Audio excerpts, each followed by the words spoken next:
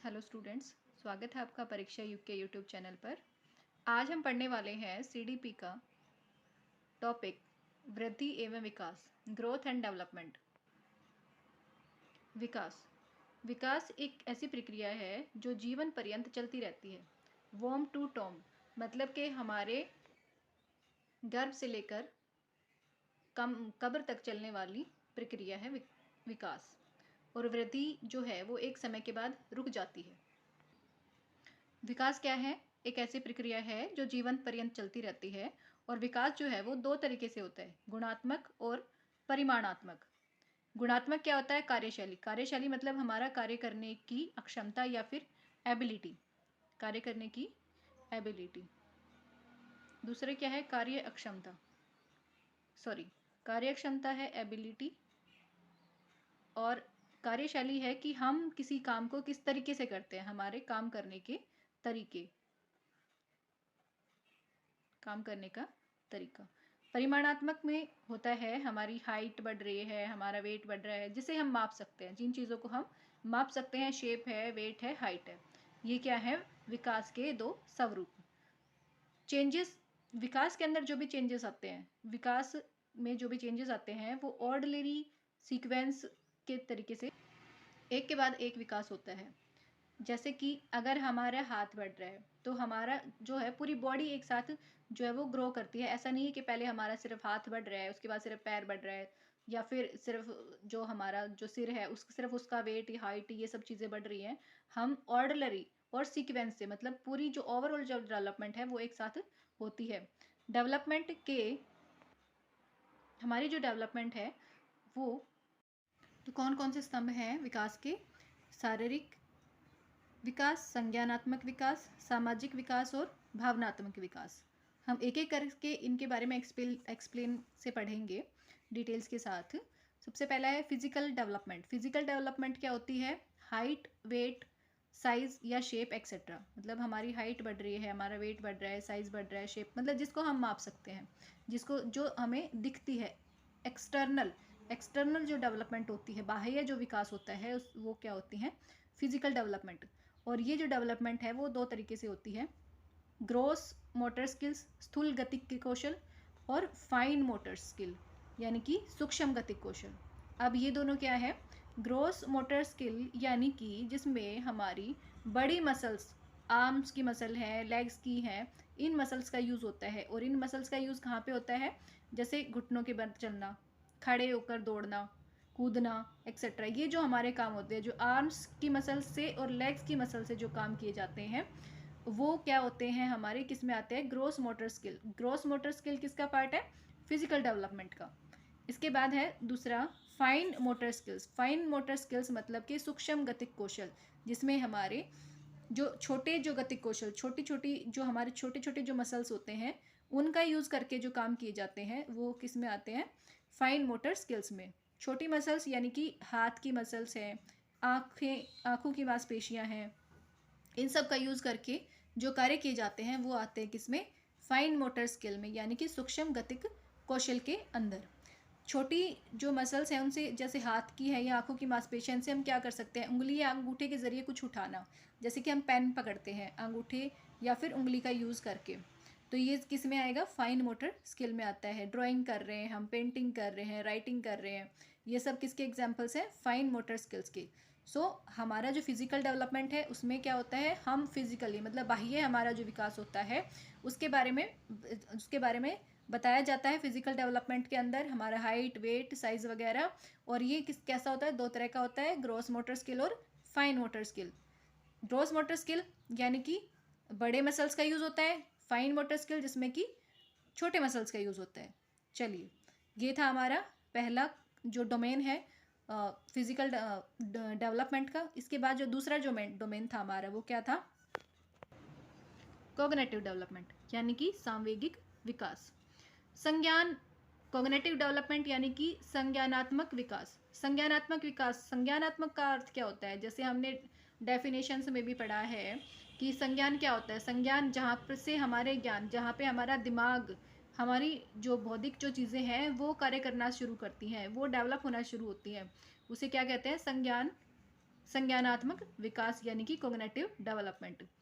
दिमाग बौद्धिक क्षमताओं का विकास जहाँ पे होता है, जिस हमारा दिमाग विकसित होता है या हमारी जो बौद्धिक क्षमताएं विकसित होती हैं वो किस में आती हैं, कॉग्निटिव डेवलपमेंट के अंदर। जैसे किसी भी चीज़ को सोचना, सोचने के बाद उसके बारे में हमारे जो माइंड है उसमें क्वेश्चंस निकलना कि ये चीज़ ऐसे थी तो फिर ये ऐसे क्यों हुई, क्या हुआ, कैसे हुआ, ये सब क्या है, हमारे बौद्धिक क्षमताओं का विकास है। तर्क करना उस चीज़ को लेके, कल्पनाएं करना, जैसे कि हम किसी भी चीज़ को देख लेते हैं, जैसे कि हमने पेन देखा है, पेन ये है, ये नोटबुक है, तो हम इसके बारे में कल्पना, जैसे कि अगर पेन या फिर नोटबुक का नाम अगर लिया जाता है तो इसकी पेन और नोटबुक की एक इमेज हमारे माइंड में क्रिएट हो जाती है। तो ये क्या है, हमारी कल्पनाएं। और ये सब चीज़ें कब स्टार्ट होती है, हमारी संज्ञानात्मक जो डेवलपमेंट होती है उसके साथ। मेमोरी, किसी भी चीज़ को याद रखना, या फिर भाषा, भाषा जो विकास होता है वो भी किससे है कि जब हम जिस माहौल में रहते हैं वहाँ पर कौन इंसान कैसे बातें कर रहा है, या फिर जिस एनवायरनमेंट से हम बोलना सीखते हैं,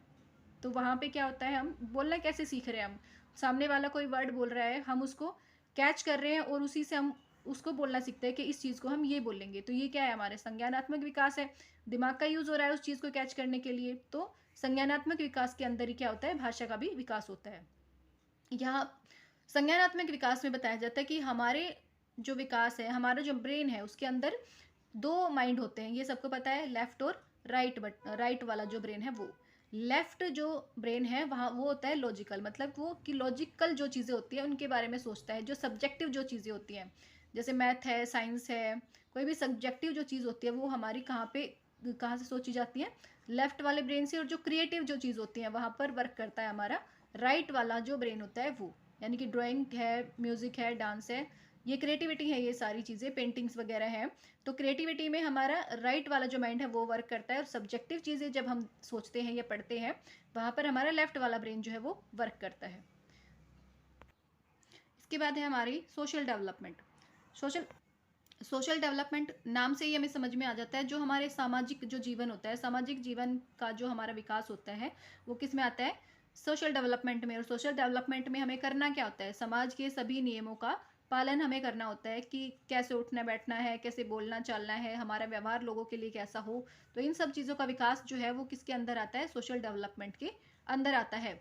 यह एक आजीवन चलने वाली प्रक्रिया है, आरंभ से अंत तक चलेगी। हम आजीवन कोई ना कोई चीज़ जो है वो समाज से सीखते रहेंगे। नए नए इन्वायरमेंट में हम अगर जाएंगे, अलग अलग समाज में हम जाएंगे, हमें हर जगह से अलग अलग चीज़ें सीखने को मिलेंगी। तो ये क्या है, एक आजीवन प्रक्रिया है, आरंभ से अंत तक चलने वाली। लास्ट जो डोमेन है हमारा डेवलपमेंट का, यानी कि विकास का जो आखिरी जो स्तंभ है वो है सांवेगिक विकास, इमोशनल डेवलपमेंट। इमोशंस जो है वो हमारे जीवन, हमारी जो भावनाएं हैं वो हमारे अंदर रंग भर देती हैं। हम अपनी अपनी कल्पनाओं में खोए रहते हैं, सोचते रहें कोई चीज़, खुश होते रहते हैं उस चीज़ को लेके। तो रेथस के अनुसार भावनाएं जो है वो हमारे अंदर रंग भर देती है, हम कुछ भी सोच के खुश होते रहते हैं, ये क्या है, हमारी भावनाएं हैं। सामूहिक जो विकास है हमारी भावनाओं को जानने और उनको मैनेज करने का कार्य करता है। मतलब कि जब हमारी भावनाएं जो हैं, भावनाओं का विकास होता है हमारे संवेगों को, और हम अपनी भावनाओं को जानते हैं और उनको मैनेज करने का जो काम होता है वो किसके अंदर आता है, हमारी सांवेगिक विकास के अंदर आता है। जब हमारा सांवेगिक विकास होता है तो हम अपनी भावनाओं को जान पाते हैं और उन्हें मैनेज करने का कार्य भी कर पाते हैं। भावनाएं और संवेग एक दूसरे से जुड़े हुए होते हैं। हमारी जो भावनाएं, जिस तरीके की भावनाएं होंगी उसी तरीके के क्या होंगे, हमारे संवेग होंगे। मान लो हम दुखी हैं, हमें दुख भाव हमारे अंदर आ रहा है, तो हमारे जो संवेग, मतलब हमारी जो सोच होगी वो दुखी चीज़ें हम सोचते रहेंगे। अगर हम खुश हैं, हमारी भावनाएं जो है वो खुशी वाली हैं, तो हमारे संवेग भी कैसे होंगे, खुशी की चीज़ें हम सोचते रहेंगे। तो संवेग और भावनाएं जो है वो एक दूसरे से जुड़े होते हैं। और ये जो चीज़ें हैं जिन्हें हम सोच पाते हैं, समझ पाते हैं, कब समझ पाते हैं, जब हमारा सांवेगिक विकास होता है। इसके बाद बात करते हैं वृद्धि के बारे में।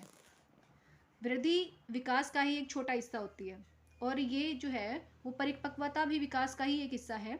मैच्योरिटी, वृद्धि यानी कि मैच्योरिटी जो है, ये दोनों जो चीज़ें हैं वो क्या है, वृद्धि का ही एक हिस्सा है। मैच्योरिटी पूरी तरह से आनुवंशिकता पर निर्भर करती है, कि जैसे माता पिता होते हैं, जैसा परिवार होता है, वैसे ही लोग जो हैं उनके अंदर मैच्योरिटी आती है।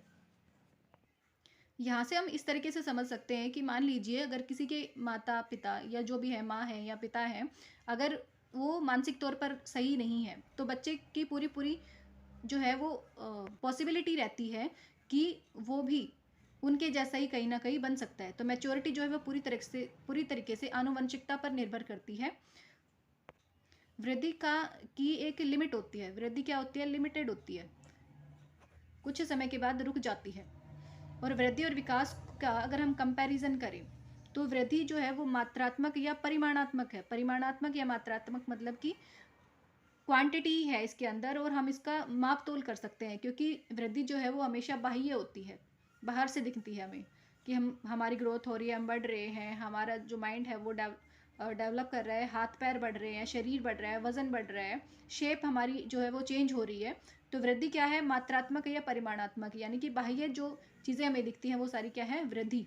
और विकास के साथ, और विकास क्या है? परिमाणात्मक के साथ साथ गुणात्मक परिवर्तन भी है, कि विकास हो रहा है। ये नहीं कि सिर्फ वृद्धि वृद्धि हो रही है, विकास भी होता है, लेकिन विकास जो है वो गुणात्मक जो परिवर्तन होते हैं उसके अंदर।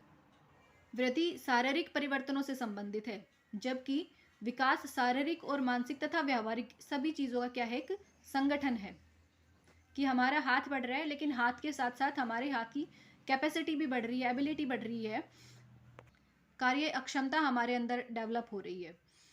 इसके बाद है कि वृद्धि का मापन सही से किया जा सकता है। क्यों किया जा सकता है? क्योंकि वृद्धि जो है वो एक समय के बाद संकुचित है, वो एक समय के बाद क्या है? रुक जाती है। इसलिए वृद्धि का जो मापन है वो सही तरीके से किया जा सकता है। लेकिन विकास का मापन कठिन है, क्योंकि ये व्यापक है। व्यापक क्यों है? क्योंकि ये आजीवन निरंतर चलने वाली प्रक्रिया है, इसलिए हम विकास का मापन नहीं कर सकते। वृद्धि एक समय के बाद रुक जाती है, यानी कि 25-26 साल के बाद जो है हमारी हाइट वगैरह जो है वो बढ़नी